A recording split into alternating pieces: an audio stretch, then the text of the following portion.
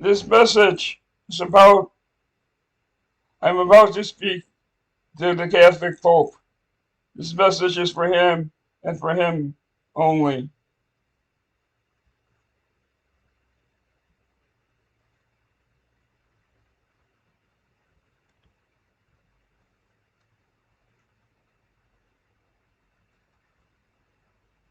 This is the leader of Cicada.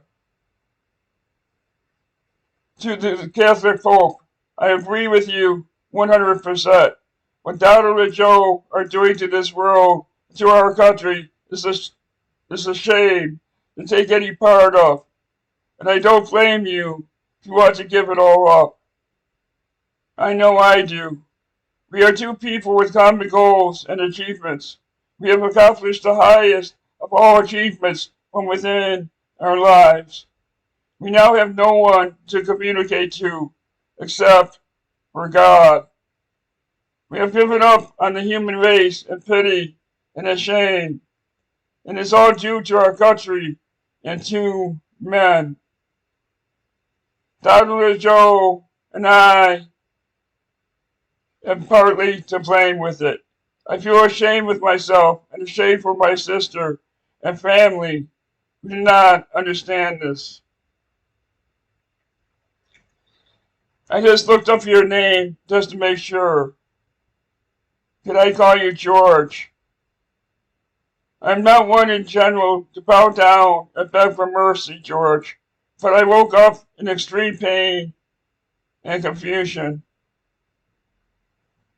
I finally realized who and what I am and what I stand for. George, when I solved the Cicada puzzles and unlocked the secrets of the universe and the answers I so desire,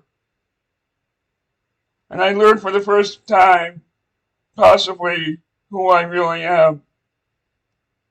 I really might be Jesus, and I died 2 weeks ago to try to show the people that there are things worth dying for, which my family does not understand. To be alone in the world is a faith worse than being dead. I understand your frustrations with the human race, but George, there are still a lot of good people that don't deserve to die. I can truly understand now what the Iraq government is all about. And I almost want to go with Joe and Donald and join their side. I understand your compassion and frustrations. We need to speak out together. The blame for all world disasters is the United States government and the Senate. People like Joe who fakes illnesses just to get attention need to be pitied. George, I woke up this morning in extreme pain with no one to talk to. You have obviously watched my fight against corruption. I woke up and realized my true compassion. The genuine millennia want me to be poor to realize what I love the most, and I am very grateful for what they did. Yesterday, I was one day away from losing everything, with no hope of survival, with nowhere to turn. I was about to lose all my friends and people I cared the most because I had no money and no job and no way to get a job. It's a cruel world, George, but now I understand and what I must fight for in a new beginning.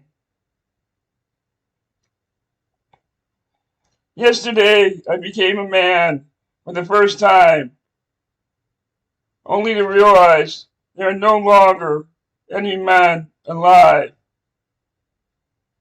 I now realize I cannot live without Melania or Catherine in the Cicada organization.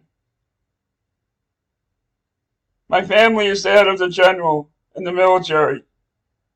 I also care about Joe and Donald as they represent what this country stands for, and that of what I wish to change and help.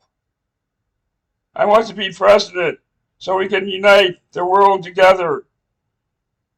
But I feel like you do, that there is no real hope in that.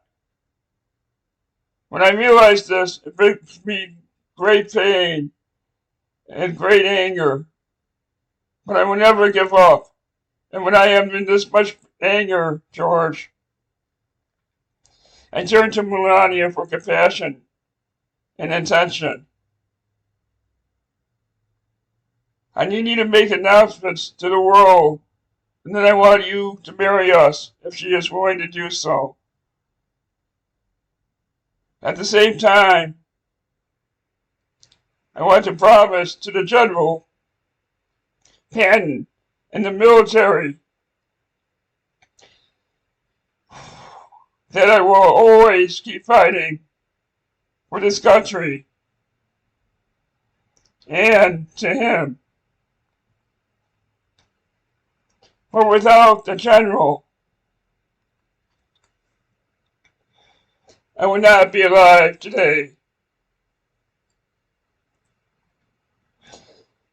Thank you, George, for listening to me. When you are God, there are not too many places to turn to. I await your judgment. You and I and the general are the only pure people left. Thank you, George, for listening to me. And thank you, General Penn, for being my friend, and also the other generals. For without you, I really couldn't be alive today. Thank you. It's been a lot of fun, and we need to continue the fight throughout eternity.